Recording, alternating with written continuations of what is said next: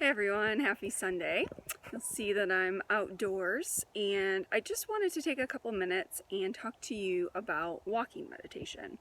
So you're probably familiar just with sitting meditation, and much like sitting meditation, when it comes to walking meditation, there are a lot of different approaches and really no wrong way to approach it. A lot of different techniques. A while back, when I was in grad school, this was probably 15, almost 20 years ago, before there were all these internet programs and phone apps, I had a CD set with guided meditations because I couldn't sit still for 5 minutes on my cushion without somebody talking in my ear telling me how to sit still on my cushion. So it took me a long time to be able to sit quietly without any assistance to meditate. And the same has been true for walking meditation for me.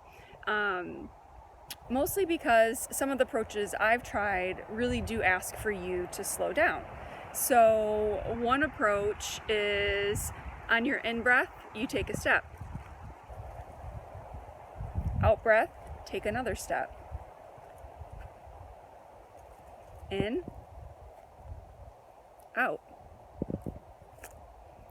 As you can see, that makes for a very, very slow walk, right? It's really asking us to slow down and pay attention and just rest, be still. So it's a very difficult way to do a walking meditation if, like me, you're just used to cruising through the woods, but it is an approach. So one like that is just in, out.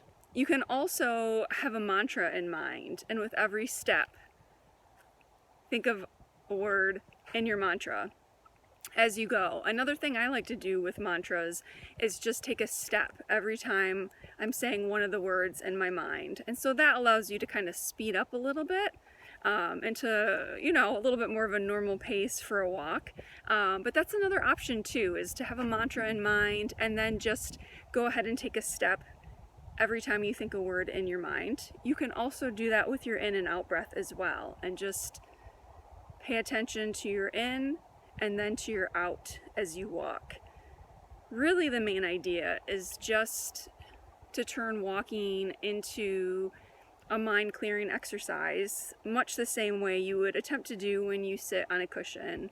And so just acknowledging the thoughts that are coming up, releasing them, continuing forward with a goal of just noticing and acknowledging.